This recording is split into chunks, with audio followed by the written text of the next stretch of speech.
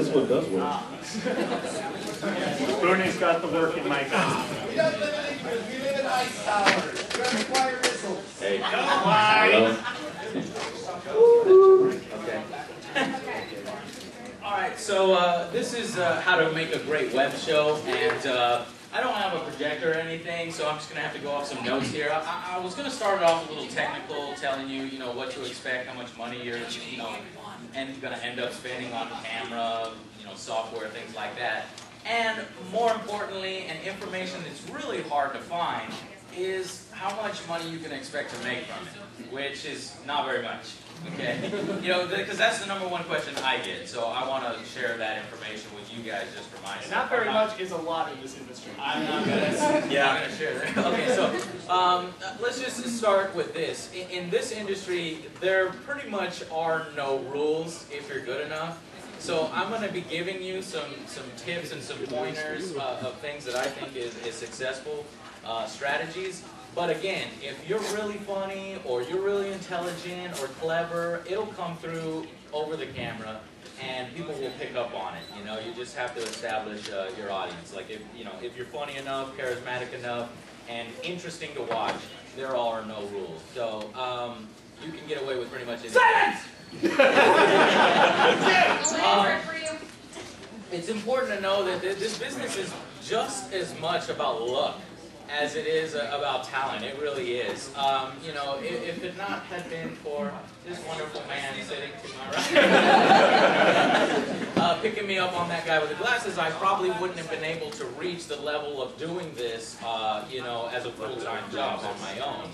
Previously, I was just on YouTube struggling to try to make it there. So, like I said, it's important to go in this with a passion for what you're doing, whether you're talking about games, whether you're talking about movies, comics, or something more creative, like maybe the next cooking show for nerds or geeks, or something cool like cosplay, how to do some cosplay stuff. So anyway, something if I can add to that, something I always want to make very, very, very clear, because he's very true, that is very much the luck factor does play a big part in it, and something that's very, very important.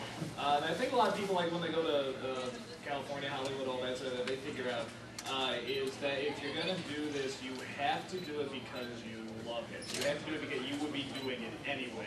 Because there's a very large possibility you won't make it. I mean, we all have faced that possibility. If you do, great, but you want to be able to say by the end that, it was still worth it. Like, even if you went nowhere and never got anywhere, you're glad you did because you're doing what you love and you tried it. So I think that's very, very important. If you're doing it like, I'm doing this to get rich, or I'm doing it to get famous, you're gonna, even if you get famous, you're gonna fail because you can't go in for that reason. Okay, so I guess I'll just get started here. Noah gave a great presentation yesterday. I don't know if you were in his. I'm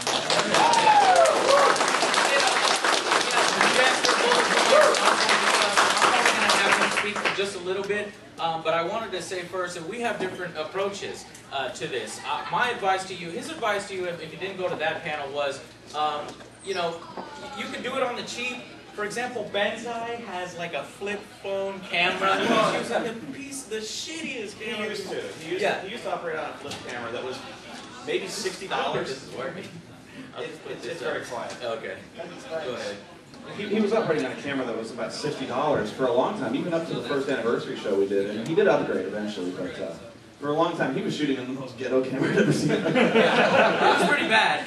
But my advice to you is, basically, to increase your chances, I recommend that you bring your production values up above everybody else. So you're starting bare minimum, HD quality, great lighting. Don't be sitting in a dark room, something like that. Just have good lighting.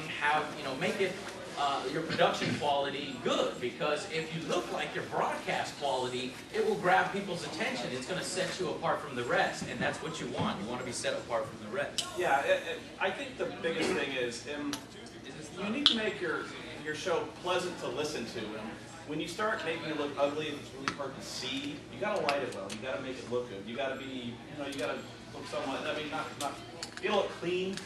If it looks like you're broadcasting out of a bunker in Afghanistan, Unless that's what you're going it's not going for. to be very pleasant to listen to if your audio is not good. Who like But listening then- to Bin Laden? I am. But like I said, you could always break the rules because there's Brad Jones, cinema stuff. But see, if you're good enough, you can break the rules. But I'm just telling you tips to help you out to get you. What I was going to say to that is that he is right. If you can get stuff to make it look good, and try as hard as you can to make it look good, but work within your limitations. So much good stuff can come with limitations. And Brad, for example, the reason Brad stuff works with, it's sort of the crummy looking camera and the, not wearing the shoes and stuff like that, is because, the stuff he reviews is on that level anyway. So it actually really works in the way, he slicks his hair back, he's got the big glasses and stuff. And it's like, you can see this kind of character doing it this way. Or even Keith, like his stuff, it's supposed to be sort of like shot in the 90s and stuff, and so the camera sort of looks semi-oldish and stuff, but it still looks professional. You can tell it's intentional. I think that's what's important. So even if you don't have the best of everything, you don't have the best lighting, the best whatever, try to make it better. If you can't, work with it, incorporate it in, have fun with it. Yeah. That camera right there, so I recommend prosumer cameras. If the hardest part is picking out a camera. You say, well, what do I need? How do I pick out a camera? Go to this website. It's super easy to remember. Camcorderinfo.com. That's it. They have a list of like top 50 cameras, and they break it down, and they go in and they review every single little aspect, aspect ratio formats, CCD chips, and all sorts of stuff. That right there is a Panasonic TM700. It's called a prosumer camera, so it's in between consumer cameras and like the real professional stuff. And so that's going to cost you between $400 to $700. But that's used. New, it can go to $800 to $1,000. And I know you use a $3,000 camera. Well, after the batteries I bought and the microphone, yeah, around $3,000. Yeah. So I mean, you made a good point in your panel about hard drive versus tape. For the longest time, I was on tape because I wanted to do like high action, and I was also filming my football practices. I was doing flag football, and the hard drives, when they first came out, you barely tap it, it would like reset the hard drive, and it would have to shut down and restart. But now hard drives have caught up with technology. Do a hard drive camera. They're the easiest because you're just sitting down in front of you, doing your web show, you plug it up to a computer, press a button, transfers to the computer, you have everything right there. You don't have to sit there and wait with the tape. Tape takes one-for-one time to play. You have to play it back in your computer. So if you have 3 hours to play, it takes 3 hours to put in your computer. I would personally go SD cards. And it's like a hard drive. I love SD cards. It's much faster to upload your computer. Well, and to add to that with the tapes, I did tapes for a very, very long time, and they work okay, but they usually take longer. And the big problem I found is that when you film as much as you do doing this, the tapes get wrecked, and they start to skip, and they get scratches and stuff like that. And that there's a lot of time, or like what used to happen is that suddenly a tape would get like really scratched up at the end, and maybe the last 10 minutes of something I shot is pretty much unusable. So I mean, it's not all the time, but if you use the tape long enough, it will happen. So I'd say they're totally right about that. If you can stay away from tapes, great. If you have to use them, okay, but there's better choices. I know a lot of people swear by DV tapes, though, and won't use anything else. The reason being is you can archive the tapes. It's a physical, tangible thing you can put in the closet, and you have it, and you can catalog it. I don't see the logic in that, really, because if you want to archive something, I have a load of external hard drives. I have like 8 terabytes of hard drives externally that I keep and just keep physically saved. So all my project files, all my raw footage is on those hard drives. The tapes, I don't see the point really. That's just faster. Yeah, and another really important aspect is the sound quality. Now, I'm one of the worst offenders for this. I used to have good sound quality when I was using my tape. I was actually in a different location, but I switched.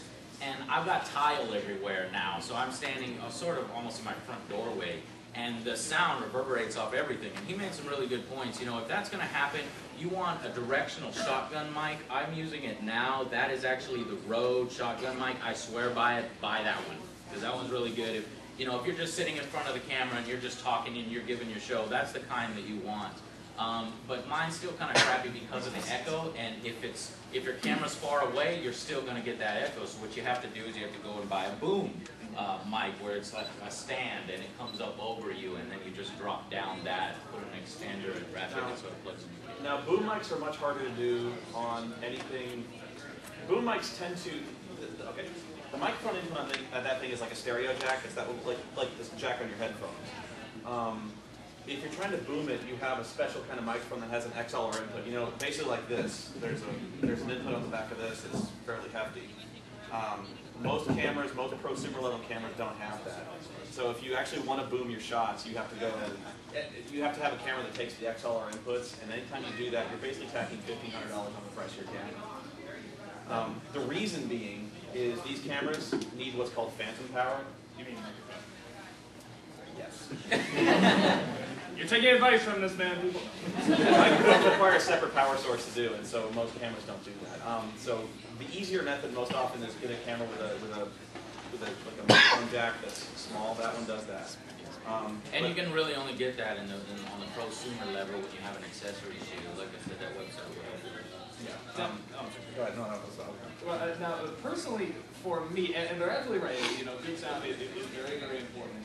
Something I found, just from a comedic standpoint, for what I do, like he was talking, when you talk normal, the echo can get distracting, but something I found with, say, like Nostalgia Critic video, what I actually found in old Looney Tunes and Tom and Jerry cartoons is that when you scream, when you yell, when you get really angry, the echo makes it a lot funnier. You know, and if you ever notice, you watch the old Looney Tunes, the old Tom and Jerry's, and then you watch cartoons today, and you listen to the sound, it's like the sound actually, it's never quite as funny. It's because the sound equipment wasn't as good back then, so they had that echo. But the echo, what they yell, sounds so much louder, therefore so much funnier. So even that you can use to your advantage, but still, you're right. If you want to be taken seriously and, you know, you want to sound good, sound good. You got a question there? I think in some of your older reviews, the sound quality was rather low, and when you had figured out that your whining instead of yelling when you reacted to something was better, when you yelled, it echoed. It had that echo to it. Yeah, no, and it I mean, it's like I said, another important thing, just watch yourself, watch your stuff, you know, edit it, look at it, see what you can fix, and do a bunch of various takes, and just see what sounds good, because you're not going to know the first time what sounds good, you know, so I mean, just test it out, try variations, do yes. And the last technical thing before we get into like successful strategies and, you know, comedy and that kind of stuff and how much money you can do, but is the editing software. That's really important. You know, and I'll let you speak on that a little bit. I'll just tell you guys what I use, and then Doug will tell you what he uses, etc. I used Sony Vegas Pro 9, and then I recently upgraded to Sony Vegas Pro 10. I swear by the program because it's cheaper than, say, like, you know, Adobe After Effects and Premiere Pro, the suite there. You're getting really expensive unless you do something smart, like buy the student version. But, so I wasn't that smart at the time, or I didn't know. I didn't have somebody who was going to college at that particular time. So I went with Sony Vegas Pro. It's excellent because anything I don't know how to do, I go on YouTube, and a 12-year-old teaches me how to do it. I'm serious. These guys are the next generation, so intelligent. I'm sitting here and I'm learning from him, and I'm listening to his voice. And the guys, so I don't know, how do they teach them? They teach themselves, but they teach me now. So that's what I use for editing. Sony Vegas Pro 10. What do you use? I used to use Sony Vegas for a long time. I have no complaints about it. It was great. But I got a copy of Adobe Premiere Pro, and they're very similar in a lot of ways. So if you know how to use one, you pretty much know how to use the other. But Premiere Pro I really like because it renders directly to Flash. Yeah, Sony Vegas won't render directly to FLV format, and Blip, which is primarily what we use, you're going to have to re-render it in a different program. I use an Adobe Media Encoder to go to FLV. But they are rather expensive. Open source? Adobe? Open source versions of editing software. I don't think so. None that I've seen. You know, I mean, they're cheap solutions, and Really? I don't know if there's free ones. I haven't searched around. I know this. Yeah. The wiki page talks about all the editing software you can get. Okay, then do your research. There might be some free solutions. But like I said, some of these programs allow us to do some of the more complicated things, and we're just sort of like versed in it. Like the reason why I don't upgrade to Premiere Pro, because I think that's what you use, Premiere, is it takes a lot of time to learn. And don't just think that you're going to go out and earn all this money and then drop $2,000 or $500 or whatever and think you're going to know everything. You need to have a plan. The manual is a piece of crap. So you gave a website where you can have all these video tutorials on how to do everything. Yeah, editing is kind of a funny thing. When it's done well, you don't even notice it. So like if I bring up some kind of movie reference and then I kind of cut seamlessly to a movie reference that's going on camera, it's a lot harder to do than you'd think. So when good editing, it very much flows and it's natural. When bad editing is there and you really notice it, it distracts you. When there's like brief 2-frame cuts of another scene just before another edit, it really bothers you. And so that's where just practice comes into play. But if you want to learn it, and you have to learn how to use editing software, I didn't know how to use any kind of editing software when I started, and it's very intimidating. It's really intimidating to think of, like, I'm going to spend $800 on an editing suite. I have no idea how to use. I have no idea if I'm going to like it. But you've got to basically take that plunge if you want to do it. And so, really the best ways. There's books that exist. You can find a book, but if you don't like to read, there's a website called lynda.com, lynda.com, that has training courses, video training courses that will walk you through every single step, and it's really about $60 to get this basically DVD that'll teach you how to do simple stuff to advanced stuff. You know, just very simple putting together of things that you might not know otherwise. I really like the Lynda course. Well, another question that actually a lot of people ask, and actually I don't even know the answer for you, but they ask because Adobe Premiere, a lot of these editing programs don't actually copy the video in. Like if I'm reviewing a movie, they don't record the movie in. You have to get another program for that. What I use for that is Pinnacle Studio, which is also an editor, but I recommend going with an own. That's much more user-friendly. It's a good beginner one. But you're probably going to want to move on from there. I use Pinnacle to copy my footage. What about you guys to get your footage? From movies? Yeah, like from get the movie into the computer. From games, me and him both use, or at least I know you own, the HD PVR. It's from Hop, and it allows me to record footage directly from my Xbox, and it's perfect because it's in HD, and it just I have a USB extender, a 15-foot extender. I take it from my living room all the way to my computer room, plug it right into my computer, and it goes. But are you talking more getting footage from your camera to your computer, or getting No, like from a movie. From a movie? Oh yeah, I use the big thing I use is a DVD recorder. So, but if it's from a DVD, I have a ripper program called Handbrake. Handbrake's really good, but if it's from an external source, like if it's from an Xbox or a PlayStation or even a VCR, I plug it into a DVD recorder. Really, I'm the most happy with that. The PVR, I find tends to be a little finicky. It tends to crash at really awkward times, forcing me to start over, and so there's nothing worse than playing 4 hours of a game and then coming back and the program crashed 10 minutes in. Now, is that the actual name of the software program, whatever? It's just DVD recorder? No, it's a physical DVD recorder. It's a device. You can buy them. Okay, no, that's the name of the device. If I was to go to a store and say, hey, I want a DVD recorder, they just give it to you. Yes. Yeah, you put a blank DVD, you put a blank DVD-R in there, and you set up the channel, and you hit record, and then 70 minutes later, ooh, there you go.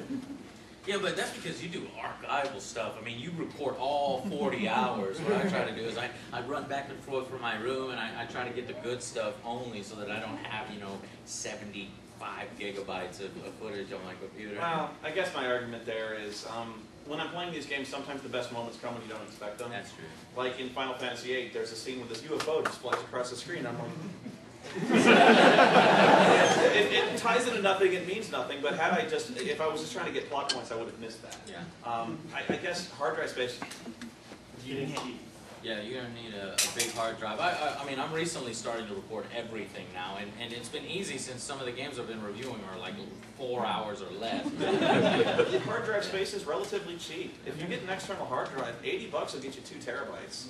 I think we got a question. First off, I understand your love for the Hopage HD PVR. I use that myself. It's a great piece of technology. It is.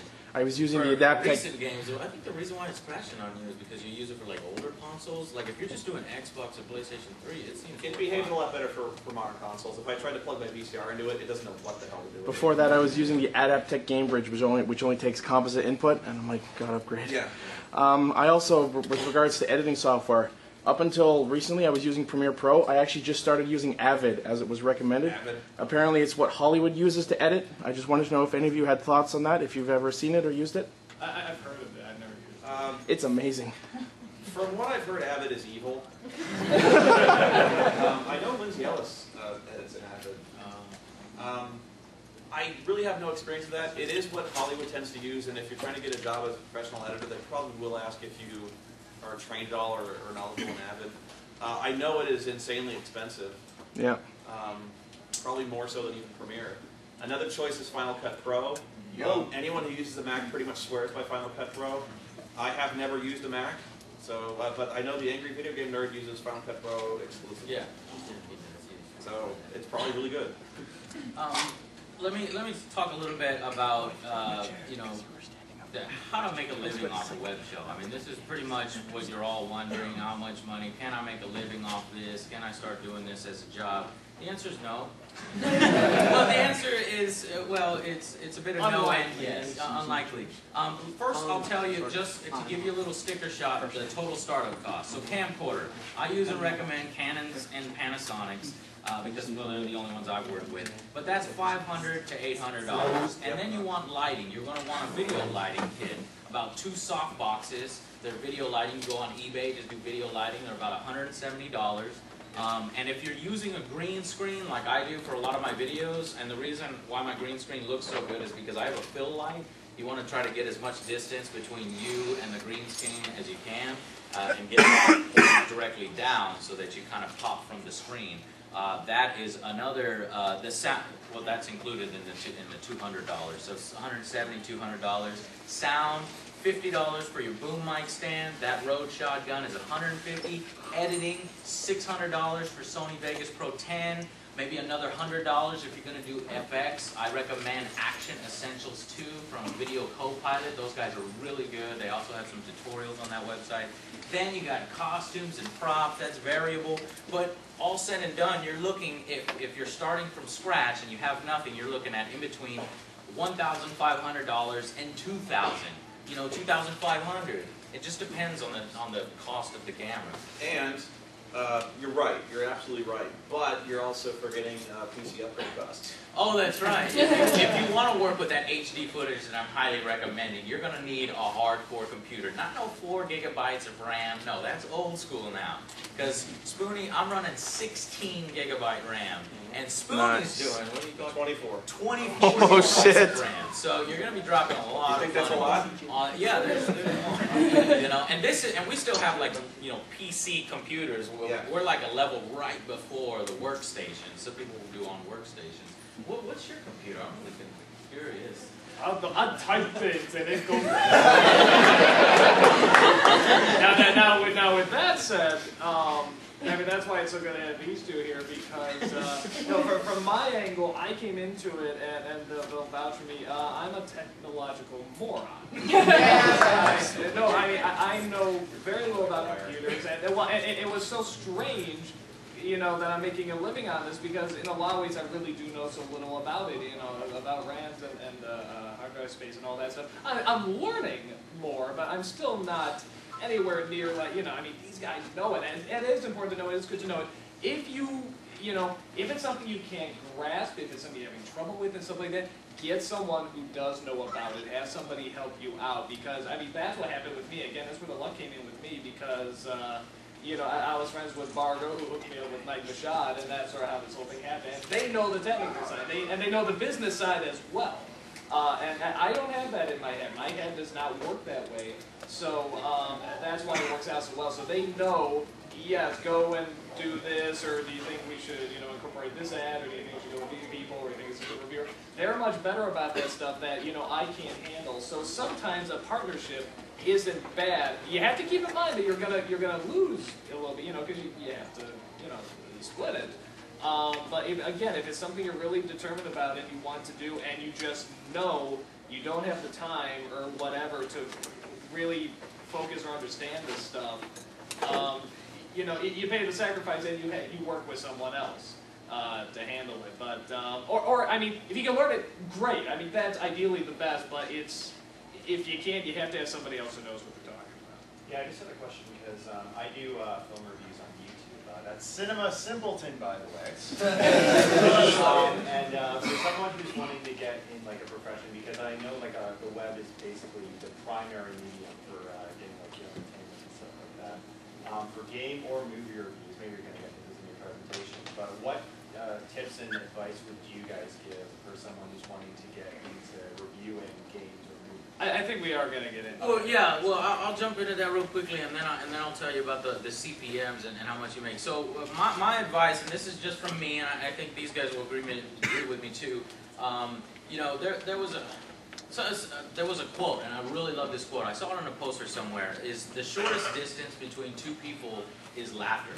And so comedy works for me, and it works for Doug, and obviously Noah. But there's other ways to do it. You know, you can be analytical about it. Bennett DeSage is very successful at being, you know, very intelligent in breaking down games. But for me, you know, how I identify with my audience is I use comedy. So, you know, for me, comedy is the best way to go. That's what would you guys say? Authenticity a lot. I mean, so much in terms of criticism, especially if you want to be taken seriously, is that people trust you, that they don't think you've sold out, or that they think you're being phony. That's the big thing for me, is because people. That's why I think Ebert is so successful in a lot of ways. Is not a lot of people disagree with Ebert, quite vehemently, in fact. But they trust him, and they actually like his reviews because they always know Ebert is telling the truth. They know Ebert is being Ebert. So if nothing else, you have a foundation of, you know where this guy's coming from, and at least if you disagree with him, you know that it's like Armin White. Yeah, you know he's probably always telling the truth, but he's cool. But it's fun to argue. I mean, and besides that, it's also fun to be open and be able to you can argue with this guy. And it's kind of that friendly atmosphere. Yeah. It's being honest and combining comedy and sort of informing while entertaining. I don't claim to be funny, because I'm not funny. I just try to be entertaining. Nice. These guys are funny. Nice. You should be so hard on yourself. I got, what I would say is, I mean, really sort of how I, got into it is, or my mindset was, when you go online, what are you looking for? What are you, looking to find, and to try to make something similar. Or if what you're looking for isn't online, make it. And with web shows, they're totally right about being very truthful. And you have to go all out. You have to put all your passion into it. And yeah, it doesn't have to be funny. Right now, that that is the hot thing on the internet right now, because it is so new, and just anything at the beginning of at its beginning, a comedy's gonna be best because it's very quick, it's very fast. It just hits you right away. Something dramatic. You have to take your time. You have to set the characters. You have to really make a connection. Which is not that it can't be done, but it takes more time, and people their attention spans on the internet, as most of us know, are not isn't super long. So so comedy right now works best, but that doesn't mean you can't try something else. And you can experiment with it. Have fun, see what you can discover. But as of now, comedy seems to be the big.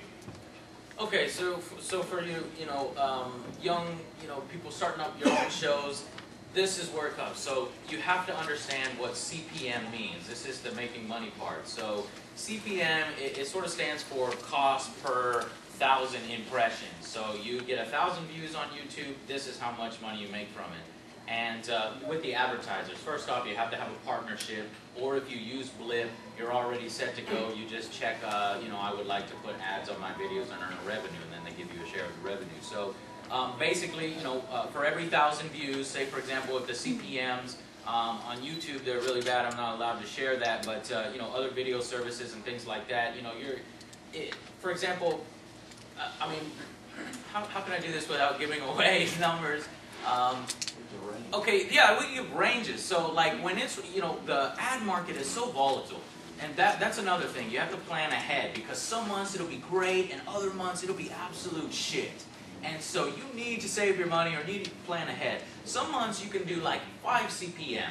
Or, some of the other video services are like $2.50 CPM, stuff like that. But on good months, it could get to 10, CPM or Christmas, 15. Christmas is good. And that's when it's really good. Now, here's how you do the math on this. So if your CPM is $2, that's really crappy, that's really low, and you get 10,000 views, how much is that? So you're going to get, $20 off that video, right? So Blip TV, if you're making $5 CPM when it's crappy, $10 CPM when it's good, and $15 CPM when it's rare, take that example and set your goal for 10,000 views. If you can do 10,000 views, then you're starting to make a name for yourself. You're starting to be able to sort of do it, or at least bring in a little bit of part-time type money if you're doing videos consistently, say between 6 and 8 videos a month. So if you're doing that, $5 CPM, 10,000 views, that's $50 an episode. You just made yourself $50 an episode. $100 would be if it was $10 CPM. So that same episode that would have made you $50 makes you double that amount if you double your CPM. And that's why it's really good to have videos ready during really good, ad areas. $15 CPM, $150 an episode. Now we're talking. Now you're making a little bit of money, and that's at 10,000 views. So you want to kind of sort of set your goal for 10,000 views for each one of your episodes. And if you're putting out 8 videos a month, which is tough but doable, you're looking at between, depending on the CPMs, if that same range, $5 to $15, $400 to $1,200 a month. So, kind of part-time money, but it's gas money, it's extra money. What's it? Do videos in your archive still make you money for views? Yeah, that's what's good. So once you get some steam, once you get a bunch of videos, like I have 250 videos in my library. If you stay consistent, if you continue making videos, all those past episodes will still earn the revenue. But I will tell you, it drops off quite a bit because, initially, at least on YouTube, what happens is you put your video up. Day 1, 2, and 3 is where you're going to get all your hits. After day 3, it's going to fall hardcore. You're only going to get maybe a few views every once in a while, unless people start searching for it or that specific video. And it's almost the same way on Blip. When we put, and on that guy with the glasses, when we put up our videos there, when it first goes on that front page on that main slider, that's when you're going to get all the hits. And then when it goes to that side slider, you're still going to get a little bit of hits. And when it drops off that, once again, your views are going to go in the toilet unless people are specifically looking at your show. Oh, I want to watch the rest of the Angry Joe show. But yes, all your previous episodes do make you money. I was going to say, it's a lot like with movies. When a movie comes out, what's going to be the big money maker? The opening weekend. Well, the opening weekend's going to make it the most money. And then after that, is it going to keep going up? It can, but it's very unlikely. But at the same time, if you have, you make a movie, big box office, maybe it sells on DVD or something like that, but, something like the Star Trek movies or the James Bond movies, if you have a lot of those in your bag, well, even if they're not making much, you have a lot of them. And so just little here, little here, little here, it can pile up. So, I mean, it's someone like Brad Jones who just pumps out videos like mad. And they're not all, they're masterpieces. I mean, of course they're good, but I mean, they're not all, masterpieces and stuff. I mean, he has, like, a lot of them. And that stuff, like I said, if you just, be passionate and make a lot of them, because people online also do get very impatient. They do have short attention spans. Oh, yeah. And where's that next episode? yeah, I mean, and we put out, I put out like usually like 3 a week, even that is hard. Yeah, no, it's like, well, when's the next Ask That Guy? When's the next video game convention and stuff? So it's in demand. So if you can have a lot on standby, it really helps, and it does. Controversy helps. So and that's 10,000 views. Now here's the potential, right? But I'm putting hope into your eyes. That's 10,000 views, right? Well, if you do $10 CPM, 10,000 views, that's $100. Now, what happens if you do 20,000 views? What happens if you do 50,000 views or 100,000? Or what does AVGN do? He does 1 million views. You take that $10 CPM and you do it by that, you're making quite a good money. But it's so hard to get to that level. I've been in this 2-3 years, and it's like you have to if you want a lot of views, you have to just find your niche, find what's popular, see what people are talking about, and then put your input onto it. It's the odds of success are a lot like any kind of acting position, really. I mean, there's a lot of actors out there. There's only a very few that are making a significant amount of money. I worked for years at a dinner theater, making $20 a performance, which was extremely rare to get any kind of money. So I was very fortunate even to get like a paid dinner theater job. And you know, internet reviewing is a lot like acting in a lot of ways. It takes you got to be good at what you do, and you got to be passionate about it. But really, if you're looking to go into it as a job, the odds of success, even if you are very talented, are kind of slim. So you got to love what you do. It's easier than, say, you know, moving to LA and you know, talking to the Hollywood people. Like, there's a particular guy, one of my friends, I don't want to name him by names, but you know, he's in talks with Adult Swim to possibly get a show. And he actually shared some numbers with me on how much, you know, he would make per episode, and then he would get a cut of the revenue. And then I thought about it, and I was like, everybody, you know, some of the bigger names on YouTube, they make 10 times, 20 times the people on Adult Swim, the writers for those shows, or even the stars for those shows. The potential is amazing, but just like Hollywood, it's very difficult to get that breakout and become a phenomenon like the Angry Video Game Nerd or Doug, you know, the Nostalgia Critic. But if you can, the potential's there. But you just have to have the passion for it and not expect that to come. Don't be like, when is this going to happen? When is this going to happen? No, you just have to have, you know, you should be able to do it for free, you know, for your fans. And if your fans see that, they will genuinely see that you're just doing this for fun, you're doing this for them, and success will soon follow. Well, one other thing I want to say in terms of consistency is that just how important that is. Something I find is that a lot of people say, I look forward to every Wednesday watching your Nostalgia Critic, or every, you know, and that I find more and more is very important because people like patterns. They like going to, I'm looking forward to this day, and they like, you know, it's like eating breakfast. It's just, okay, this is a habit. When they get in a habit, they don't like to break it. So not only do you have a lot of them, but you have a consistency when they come out. That helps a lot online too, because people can watch something. I mean, I know people watch my videos and watch all of it, but a lot of people just put it on while they're doing something else, some other work, you know, or something like that, and they just like hearing the sound, and they just look forward to it, and you know, they sort of put that on the background while they're working and stuff like that. So again, consistency I think is also very, very important. You paid your hand up forever. Yeah. I was wondering, besides money and all that, for the current number of episodes that you do per month, about how many hours do you put into that? Like per day? Me personally, or all of us? Just all of you. For me, the big one's the Nostalgia Critic, and that takes roughly, it does take about roughly a week. But what I try to do, while making the other video, I try to take a day to watch the movie. My brother and I watch it, we shout jokes at and take notes. The next day I write it out in script format. Day after that, I film it. Day after that, I usually try to, you know, just sort of edit it in order, just take out the parts where I'm reading the script and going, you know, and stuff like that. Then the day after that, I put in the film bits, the effects. I make it a complete breakfast. But now that's 5 days. I try to give myself 2 days off, and that give yourself a day off.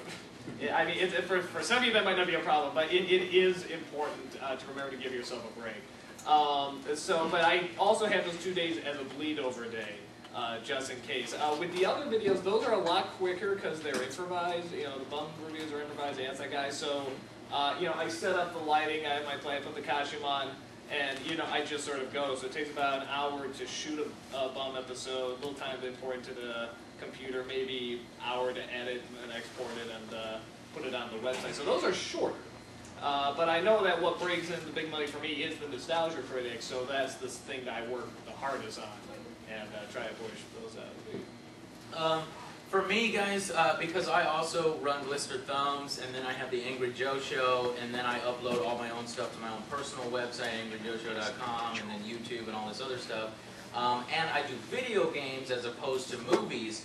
I'm not joking.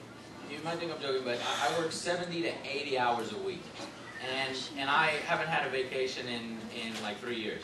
So it can be wearing, but it's doing something you love, and I love video games, and I love sharing my opinion. I love steering people towards good video games and keeping them away from bad video games. So that's what keeps me going. And plus, I read all my comments, and that keeps me going. But it takes me, you know, 70, 80 hours a week. The Angry Joe shows, it depends on how long the game is, and it's true for us. Especially him. He does RPGs. you know, some of these games, if it's 4 hours long, hell, I got the review done sooner, and I can start editing, and I can do more effects on, you know, and the effects take longer and stuff. But when a game is an RPG, it takes, you know, 20, 30 hours, and I feel this obligation. I need to finish the game because sometimes at the very end, there's like this really cheap-ass ending, or they cut you off, and I need to know that in order to tell you guys that. So my episodes, Angry Joe Show, it's probably between 10 to 12 hours to do everything. You know, the shooting is really quick because I'm really quick about that, but the editing is where I like to spend most of my time because then I put in effects and stuff like that. So 70, 80 hours a week for me as far as the whole encompassing, you know, web show that I do. All told, I probably work 12 to 14 hours a day on stuff, just because I'm involved with every aspect of the production. I'm doing pretty much everything myself. In terms of writing, I tend to spend a day watching and taking notes on footage. If the footage is longer, sometimes that takes 2 or even 3 days. Just doing nothing but that. Filming tends to take me about 6 to 8 hours for review. More if there's a lot of kind of strange costume changes and green screening, it takes me more. But yeah, about 12 to 14 hours a day, 6 days a week. It's a job. I mean, it's really what it is. And so I love doing it, but it does become a job. It's like you own your own business. You know, when you start your own business, you're going to be working double what normal people work, right? Because you are your own boss, you know, so you have to be ready for that. I don't see my friends anymore, unless I trick them into coming. Unless I trick them into coming and playing the bad games with me or being in my videos, that's the only time I interact with my friends. And now I have a good excuse not to go downtown and, you know, it's like, hey man, you want to go dancing with us and drink? No, I gotta, you know, film this, so I gotta play this really shitty game. And I hate you guys, get out of here. It makes you silly, like, oh, you poor baby, you get to watch movies and play video games. Don't feel sorry for me. But they're bad. Well, and here's the other thing is that, you know, I think there's sort of this idea that, you know, you review internet, or you're an internet reviewer and stuff like, oh god, that must be so easy, it must be so good, stuff like that. Well, no, here's the thing. There are many perks to it. Working from home is wonderful. Yeah. I mean, that's fantastic. You know, and setting your own schedule is also wonderful. You know, but you do have to be your own boss. And what I always tell people, they say, you know, is it hard work? For me, no, it's not hard work because you love it. It is long work. And you have to be willing to, and that's why I say again, you have to love it because it's long work and it's very time consuming. So, yeah, again, I think you have to go in with that passion. It's like watching the movie Jerry. Yeah, So, well, get the reward at the end, though. So, you know, if you have a goal of 10,000 views, you ask yourself, well, how do I get to 10,000 views? You know, early on, you know, first, you know, you sort of establish your identity, you do what you're best at, you let your personality shine through. I say don't ever be wishy-washy. You know, if you have an opinion, stick with your opinion, be very strong about it, be passionate. Nobody wants to watch a person go back and forth for 10 minutes and 15 minutes. They want to know this is why it sucks, or this is why it's good, or this is why I like it. I want to talk a little bit about YouTube versus Blip TV. You know, if you don't have an audience yet, if you're just starting your web show and you've got a small audience but not a big one, Blip TV is pretty tough because it's not like YouTube. You put your video on YouTube and not only will people see it when they do random searches about something else, if you do that on Blip TV, nobody's going to see your video because Blip TV doesn't really have that same kind of YouTube community where it is the biggest video distribution site in the world. So there's benefits, so that's why I started out on YouTube because I got my audience on YouTube, I built them up. When I was first starting out, I used, these videos are very successful, so if you need a crutch, if you need something, here's what you do. Top 10 videos. Everybody loves top 10 videos. You know, they want to see what does your top 10. I saw today. Yeah, exactly. Does yours match up with mine? You know, and so those videos always do really well. And even though I knew they still do well, you know, at this time I still kind of do my own thing because I want to do what's passionate and what's interesting to me. I just don't want to force out a top 10 video. But yeah, that's a quick video that you could do to sort of build your readership. Put a top 10 video on YouTube, see how it does. I bet you it'll do better than your current format. And once you get some viewers there, they're like, wow, that guy's pretty cool. I have similar interests as him. Then you have your normal shows, and they're like, all right, and they start watching your regular shows, and that's sort of how you build your audience. Or yeah, YouTube's kind of the establishment. It was always it was a harrowing time when I decided to leave YouTube because I wasn't making any money off it, and they were starting to flag my stuff. For weird reasons too, like the theme song I have. they flagged my videos because I was using licensed music. And I emailed them and I go, you know I have permission from the Irresponsibles to use this, right? And they're like, they didn't answer. They just kept. Yeah, they don't give a damn. You'll appeal videos and they'll be like, your appeal has been denied. Thank you. It's a Portland. I have like written permission from these guys. Yeah. I bothered them to write a letter, and they won't. There's no. They will either they'll mute your video or they'll delete your video. And muting is just as good as deleting. I don't know what the mute is like. Or the channel. Yeah, your channel completely. So what you have to do is you have to apply for YouTube partnership, and then they sort of work with you. They relax because they're making money off you.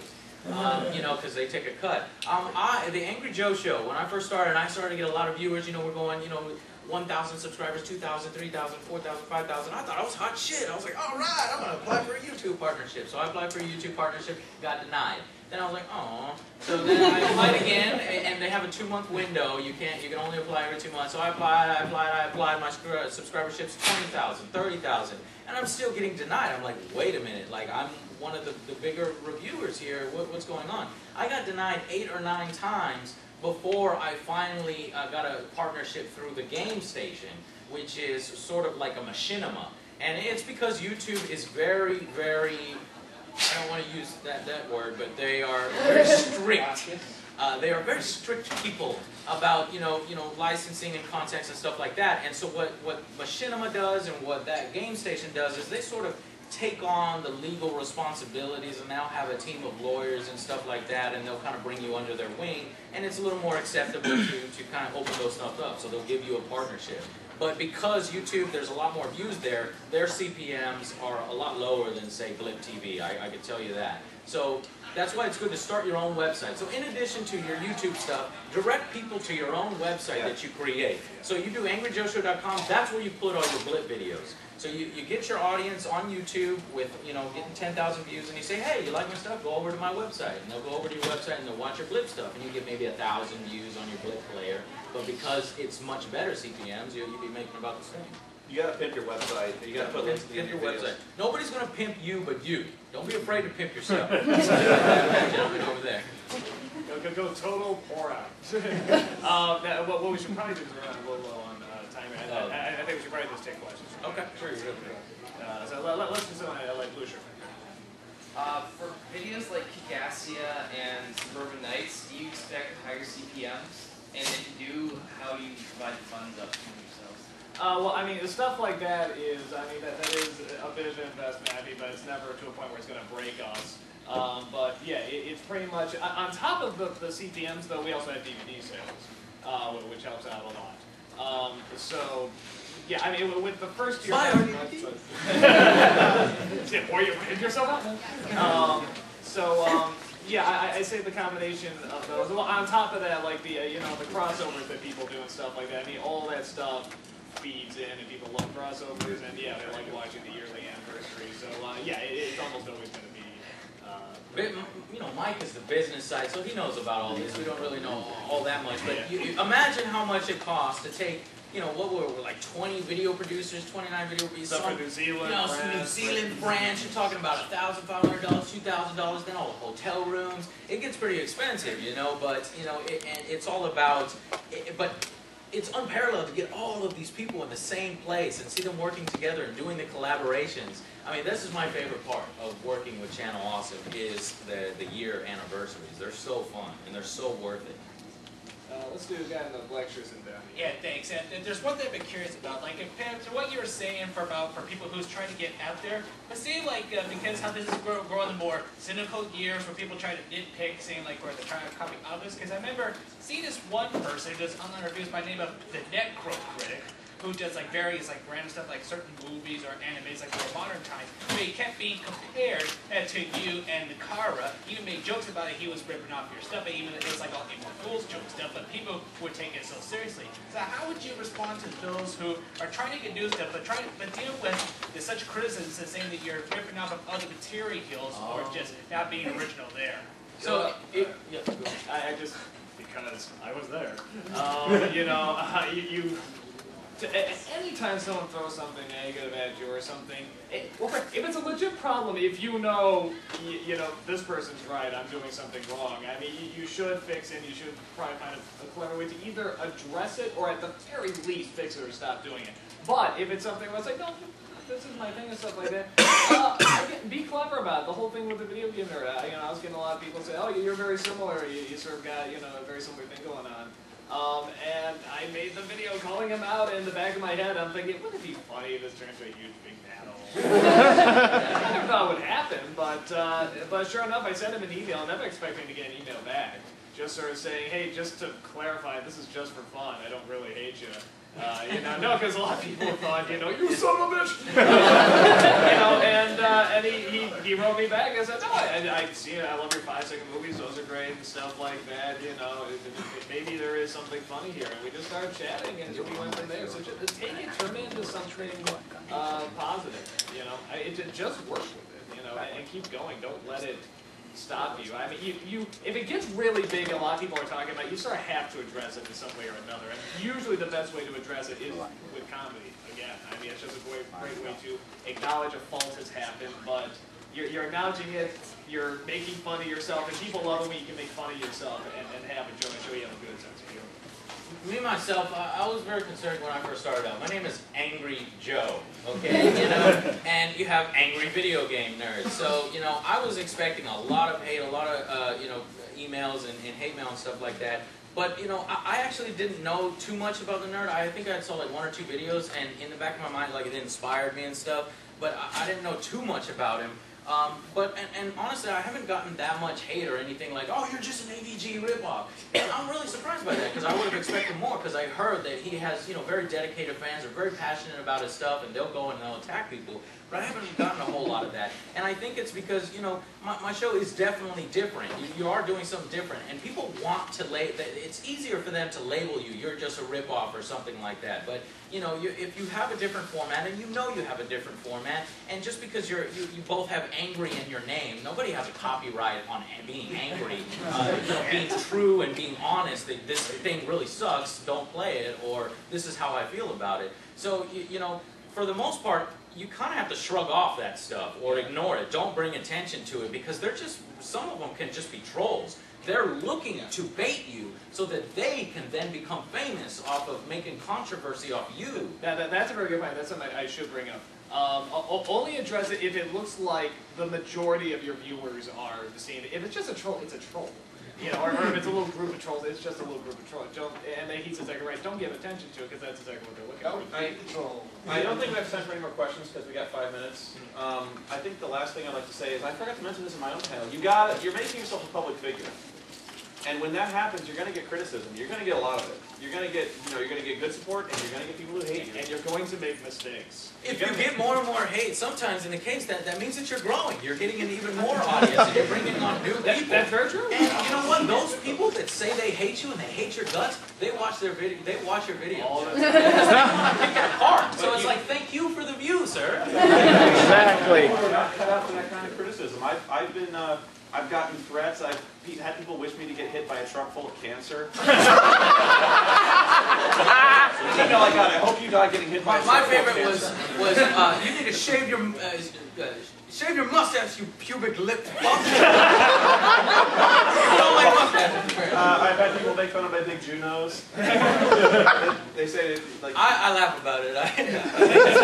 But I know people who would be like, I have a big Jew nose. You gotta be secure in that what you do is funny and thick skin, and you gotta be able to shrug that stuff off. And it's hard. It's really hard, especially when people rightly pick out some flaws in your technique, or they'll be like, you know, the sound here is really not that good. It's hard to listen to. And, you know, some of my videos, my early videos, were not that good. And all you gotta do is, if they're right, fix it. Yeah, take feedback. Take constructive criticism. Take feedback. But if they're obviously trying to bait you, you got to be able to recognize that and know that criticism is really just trying to get a rise out of you and be able to shrug it off. And that's hard. It's harder than you think, especially when you're dealing with, you know, I got 19,000 some Twitter followers. Even if 1% of those guys hate my guts, that's a lot. That's, you know, it's 1,900 people. Or that's not 190 people. Math. It's like 190 people were going to send me really diabolical death threats. So yeah, there was some really But to keep in mind with that too, I mean, what kind of sucks is that negative feedback is always. I mean, if like 9 out of 10 people love your stuff, but 1 doesn't, you're gonna want to know about that 1. That 1's gonna drive you nuts. You're gonna want to find out about that. It draws your attention, really. Yeah, but you have to remind yourself there's still 9. You know that really like it. You have to feed on the positive. You have to really trust what you're doing because for whatever reason, negativity really it gets such a faster impact. Maybe it's the survival instinct that when we hear something negative, it's like okay, I have to draw my attention because I want to survive. I want to I want to stay positive and everything. So but if you talk to those people that are those 9 people and say what can I do better, they'll give you constructive feedback better than any troll. So. Yeah. That's all the time we got. Thanks for coming.